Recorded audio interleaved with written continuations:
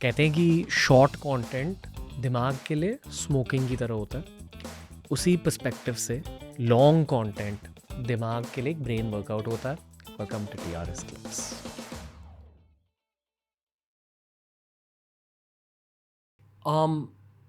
एक सवाल है जो मेरा खुद का बायो नर्ड सवाल है, ठीक है. As a doctor first year MBBS में आप लोग बॉडीज को काटते हो, बिल्कुल काटते हैं. ठीक है, और फिर देखते हो कि अंदर क्या है. बिल्कुल. और ये कहा जाता है कि स्मॉल इंटेस्टाइन मीलो लंबी होती है. नहीं सर, टेनिस कोर्ट जितनी लंबी होती है. टेनिस 6 to 8 metres.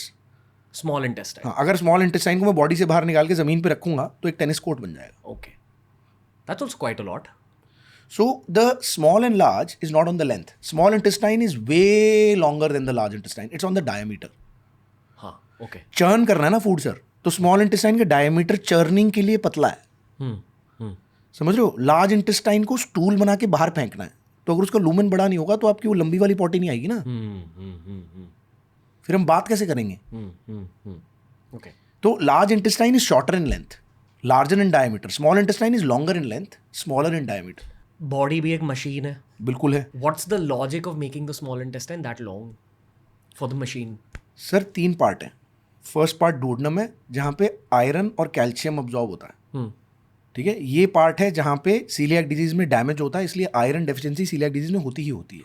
Different nutrients different part से अब्जॉर्ब होते हैं. B12 आइलियम से अब्जॉर्ब होता है. आइलियम वो पार्ट है जो लार्ज इंटेस्टाइन से जुड़ता है, और जेजुनम से सब कुछ अब्जॉर्ब होता है. अब मैं आपसे एक सवाल पूछने वाला हूँ, मैक्सिमम वाटर कहाँ अब्जॉर्ब होता है? Probably small intestine.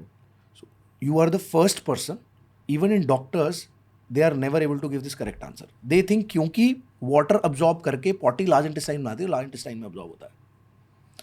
आपको पता है एक दिन में टोटल कितना फ्लूइड जाता है हमारे इंटेस्टाइन में, स्मॉल इंटेस्टाइन में? 9 litre. Even if you're not drinking water. Yeah. Diet comprise only 1.5 to 2.5 liters. Pancreatic fluid 2.5 litres, saliva 1.5 litres. अच्छा, सलाइवा भी. हाँ, सारा जा रहा है, लिक्विड ही तो है उसके अंदर. वाह. सब जा रहा है, तो 9 लीटर पहुंचता है स्मॉल इंटेस्टाइन में. Okay. अब इसको 7.5 लीटर को स्मॉल इंटेस्टाइन अब्जॉर्ब करती है. बचा 1.5 लीटर. 1.5 लीटर में से 1.4 लीटर लार्ज इंटेस्टाइन अब्जॉर्ब करता है. सिर्फ 100 ml वाटर लॉस होता है आपके नॉर्मल स्टूल में. इतना कंजर्व हो जाता है. 9 लीटर फ्लूइड में से 8.9 लीटर फ्लूइड हो जाता है, जिसमें 7.5 लीटर जेजुनम अब्जॉर्ब करता है, जो मिडल ऑफ द इंटेस्टाइन है, जो middle third. So small intestine के 3 पार्ट हो गए, 1/3 1/3 1/3. Duodenum mainly for calcium, iron and folate. Jejunum for everything, water, fats, carbohydrate, protein. Ileum mainly bile acids and B12. Got it. Right. तो ये बहुत intricate है, बहुत सेंसिटिवली रेगुलेटेड है, और गुड बैक्टीरिया, जो एक्चुअल गुड बैक्टीरिया, वो small intestine में जीते हैं. तो जब हम कह रहे हैं gut microbiome, we mainly talking about small intestine. What does a microbiome mean sir? Ecosystem of bacteria. So yes, so you have to understand why this term was given. Now this is very important and you need to understand. Genome क्या होता है sir? Collection of a person's genes. 50% from your dad, 50% from your mom, 100% of you is your genes. It is a footprint. आपका genome independent है. Genome 2 ही individuals में same हो सकता है. किसमें? ट्विंस. आइडेंटिकल ट्विंस, जिनका फिंगरप्रिंट भी सेम होता है. जिनका फिंगरप्रिंट भी सेम होता है, उनका जीनोम भी सेम होता है. ठीक है. Microbiome is your microbiome footprint. इसलिए माइक्रोबायोम नाम दिया गया है. हर इंसान का एक फुटप्रिंट है उसके गट बैक्टीरिया, और वो उसी इंसान के हैं, बट वो विद टाइम चेंज हो सकते हैं. किस किस चीज़ पे आपके गट माइक्रोबायोम डिपेंड करता है? The way you were born, whether through your mom's vagina और वाया सिजेरियन सेक्शन. क्योंकि फीमेल के वजाइना में अलग बैक्टीरिया है, वो बच्चा लेते हुए आ रहा है. फीमेल की स्किन पे अलग बैक्टीरिया है. फिर पैदा होते ही, जो इंडिया का एक बहुत बड़ा रिचुअल है, माँ के दूध के पहले हनी देना, बहुत कॉमन है. आप पूछना, आपको बता देंगे, बहुत कॉमन है. If you I don't know if you know or not. First thing is given honey. Honey दी कि नहीं दी?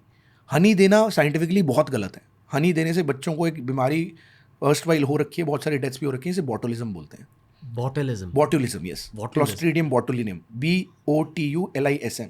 क्लोस्ट्रीडियम बोटुलिनम हनी को इन्फेक्ट करता है, और वो इन बच्चों को काफ़ी सीवियर इन्फेक्शन करता है, डेथ भी कर सकता है. For good gut bacteria, good health, good immunity, everything good, the baby should get the first milk of the mother, जिसको कोलोस्ट्रम बोलते हैं. बहुत कॉमनली इंडिया के गाँव में बहुत जगह कोलोस्ट्रम को फेंक दिया जाता है कि पहला माँ का दूध डिफेक्टिव होता है, नहीं देना बच्चे को, जो सबसे बड़ी गलती है. Superstition. Yes, it is the biggest mistake. Giving honey is a mistake, but not giving the first breast milk of a mother is the biggest mistake. For gut health in the long For term. every health, for immunity, for survival, vitamin A सबसे rich होता है colostrum में, right? तो अब ये 3 factor मैंने आपको birth के बता दिए, और ये भी कितनी देर बाद पहला मिल्क मिला. बच्चे को पैदा होते ही मिल्क देना चाहिए माँ का, ठीक है? तो मोड ऑफ डिलीवरी, माँ के दूध के पहले हनी दिया नहीं दिया, माँ का फर्स्ट दूध दिया नहीं दिया, colostrum, the first milk coming from the mother's breast after birth, वो दिया कि नहीं दिया, और बच्चे को रिकमेंडेड एक्सक्लूसिव ब्रेस्ट फीडिंग की कि नहीं की. कितना रिकमेंडेड है सर बच्चे का एक्सक्लूसिव ब्रेस्ट फीडिंग? कि ब्रेस्ट मिल्क के अलावा कुछ देना ही नहीं है 6 महीना. एब्सोल्यूट रिकमेंडेशन है for a healthy newborn. For 6 months he should get nothing except mother's milk. Upper ceiling क्या है इसमें? अपर सीलिंग तो 1.5-2 साल तक बच्चा ब्रेस्ट फीड कर सकता है, बट 6ठे महीने पे you can add top feed. अब एक्सक्लूसिव ब्रेस्ट फीडिंग हुई कि नहीं हुई? फिर एक्सक्लूसिव ब्रेस्ट फीडिंग अगर नहीं हुई तो टॉप फीड कब ऐड करी? Wow, okay. अगर 6 महीने की नहीं हुई तो कब ऐड करी? अब बच्चा बड़ा हुआ, वो मिट्टी में खेला कि नहीं खेला? एंड मिट्टी में खेलना एक अच्छी बात है. सर अर्स्टवाइल इंडिया में बहुत सारी बीमारियां इसलिए नहीं हुई, इसको हाइजीन हाइपोथेसिस बोलते हैं, क्योंकि हम मिट्टी में खेले थे इसलिए हम इम्यूनिटी स्ट्रांग मानी जाती है. और बहुत सारी बीमारियां वेस्ट डेवलप्ड वर्ल्ड में हुई हैं क्योंकि वो उन बैक्टीरिया को अभी एक्सपोज ही नहीं हुए. तो जब पहली बार वो बैक्टीरिया आए तो बॉडी को पता ही नहीं था कि कैसे डील करना है. It's like vaccination. It's like हम पानी पूरी डाइजेस्ट कर पाते हैं बट फिरंग नहीं. हाँ बिल्कुल बिल्कुल वैसे वाला, बिल्कुल सही पकड़े हैं. हाँ. बिल्कुल सही पकड़े हैं, ठीक है. तो अब ये हो गया, कहाँ तक पहुँचे हम? कि आपने अगर ऐड किया कब किया? मिट्टी में खेले नहीं खेले, अब आप बड़े हो गए, आपने स्मोकिंग करी, अल्कोहल पिया, गांजा पिया, जो ये सब किया, ये आपकी गट माइक्रोबायोम को इफेक्ट करता है. Antibiotic exposure, number of times antibiotic exposure, length of antibiotic exposure, ये सब इतना सेंसिटिव है. से if you been very bad about it, कि आपका गट बायोम खराब है, is there a way in adult life to reboot it fully and make up for lost time? मतलब you can do your best, but what is done is done. अगर कुछ bacteria अब आप naturally जो loose कर दिया आपने, वापस नहीं आए, पता भी नहीं लगेगा. इसलिए ना बहुत लोग गट माइक्रोबायोम टेस्ट करते हैं और इसको एडवोकेट भी करते हैं. मैंने कुछ डॉक्टर्स को बोलते हुए सुना है. मतलब ये मिसगाइड करने का तरीका है. गट माइक्रोबायोम के बारे में हमें पता ही नहीं है कि हमें पता भी है कि नहीं पता है. जो रिसर्च कर रहे हैं उनको ही नहीं पता है. डॉक्टर्स को किसने बताया, मैं जानना चाहता हूँ. It's become a very common non medico conversation. Yes, with uncles I have seen. हर किसी में सर. जेनजी का तो बहुत ही कॉमन है. Oh really? या नहीं, मैंने अंकल्स में बहुत नोटिस करा है कि they will give lot of nuance diet advice saying it's good for your microbiome. Like बहुत कुछ है इसमें, पोमोग्रेनेट खाओ, ये मत खाओ वगैरह. ब्लैक होल है सर, कितना भी डाल लो गायब ही हो जाता है, उनको खुद नहीं याद होता. So you're saying as a gut doctor कि माइक्रोबायोम टेस्ट सियापा है? मतलब क्यों कर रहे हो? मतलब क्या सर इस सब से मिल क्या रहा है? मतलब I have no idea. It's not scientifically backed. No. Wow. Food allergy tests and gut microbiome tests are the biggest scams of our market today. Okay. And anyone has a problem can come to me and talk to me about it. We'll talk scientifically. I might charge you because my time is precious. So be ready for that. Okay. अच्छा, ये continue करो. The timeline of the human life, it depends on your adult lifestyle. हाँ मतलब adult life में अब हो सकता है आपने पहली बार स्मोक 40 साल पे किया तो इफेक्ट अलग होगा, 16 साल पे किया तो अलग होगा.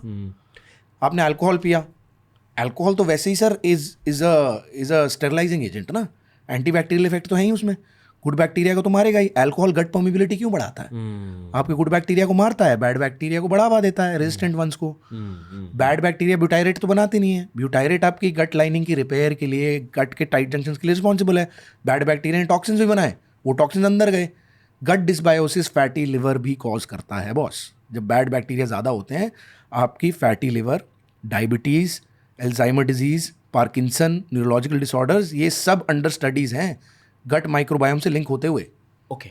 ये जितने भी डिजीजेस आपने नेम करे काफ़ी सीरियस डिजीजेस है. हाँ, अल्जाइमर में इसलिए बोल रहा था कि आपके गट माइक्रोबायोम से ऐसे पब्लिश पेपर हैं साइंटिफिक कि आपकी ब्रेन के एक्चुअल डिसऑर्डर्स भी गट माइक्रोबायोम से link. Okay. Do you think a good gut microbiome is also linked to fat loss? Must be. Metabolism पे तो पूरी तरह डिपेंडेंट है ना सर, पूरी तरह डिपेंडेंट है. तो आपके फैट लॉस के लिए सर, मेरी फैट लॉस जर्नी में जो मैंने आपको ब्रेकफास्ट बताया वो सुपर पावर रही है उसकी. कर्ड के प्रोबायोटिक, अंडे का प्रोटीन और फैट, प्योर और चिया सीड्स का fibre. Thanks for watching TRS clips. Make sure to explore the channel. ऐसे ही बहुत सारे क्लिप्स अपलोड करे हैं। You'll keep working out your brain as you keep exploring the channel.